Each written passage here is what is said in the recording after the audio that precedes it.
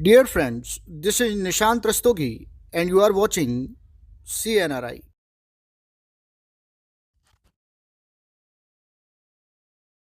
आइए अब इस क्वेश्चन को सॉल्व करते हैं।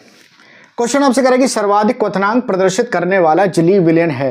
एक्व solution which exhibit highest boiling point is, और आपको चार ऑप्शन दिए हैं 0.015 molar glucose, 0.01 molar KNO3, 0.015 molar urea और 0.01 मोलर Na2SO4।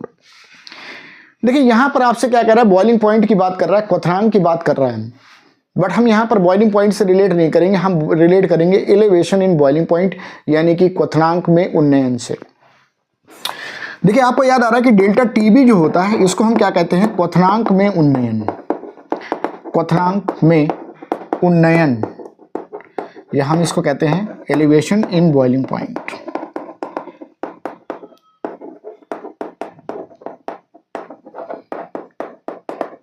सही। एलिवेशन इन बॉइलिंग पॉइंट का मतलब कि बॉइलिंग पॉइंट कितना बढ़ रहा है, बात समझे ना। तो बॉइलिंग पॉइंट कितना बढ़ रहा है इसका मतलब क्वथनांक में उन्नयन यानी कि डेल्टा टीबी जो होगा ये डायरेक्टली प्रोपोर्शनल किसके हो जाएगा, टीबी के।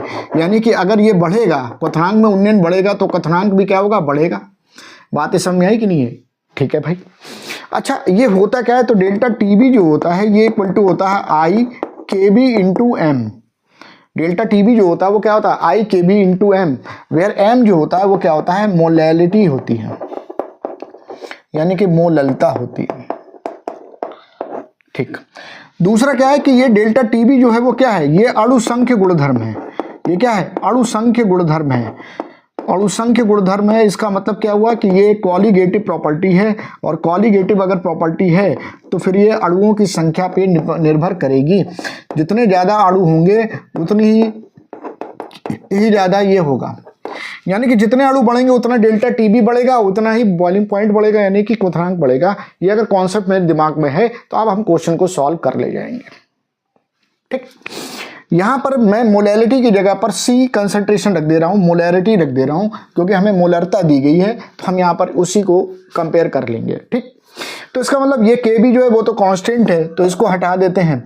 ये KB मेरे पास कांस्टेंट है, इसको हम हटा देते हैं और बाकी सबको सॉल्व कर लेते हैं। बट उसके पहले I की अगर मैं बात करूं तो I आपको समझ में आ रहा है कि I डायरेक्टली प्रोपोर्शनल किसके होता है, N के। N क्या होता है, number of mole of ion, number of moles of ion form by dissociation, यानी कि वियोजन के पश्चात प्राप्त आयनों की संख्या। ठीक। तो कुल मिला के डेल्टा टीबी जो है ये directly proportional I into C मैंने कर दिया, C मतलब मोलैरिटी के कर दिया। चलो भाई देखो, अब ग्लूकोज जो है, ग्लूकोज तो टूटता नहीं है। ग्लूकोज जब नहीं टूटता है तो फिर इसका हम पूरा का पूरा अणु ले लेंगे। तो ग्लूकोज की कंसंट्रेशन कितनी दी गई है, तो ग्लूकोज की कंसंट्रेशन दी गई है 0.015, ग्लूकोज की मोलैरिटी दी गई 0.015, और ग्लूकोज का I कितना है, I 1 है।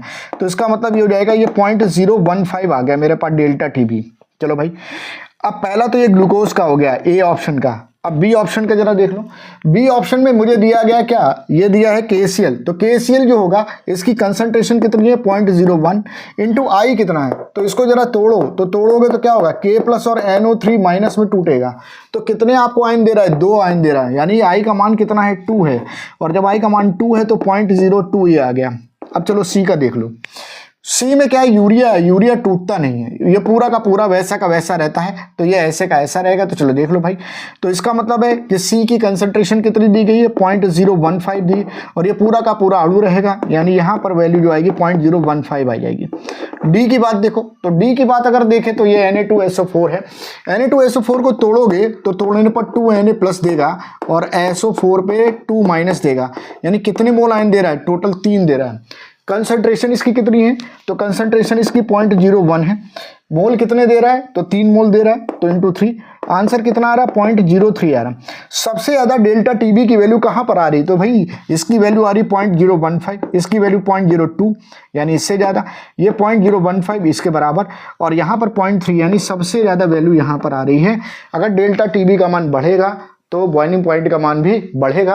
तो सबसे ज़्यादा क्वथनांक जो होगा वो किसका हो जाएगा, डी का हो जाएगा।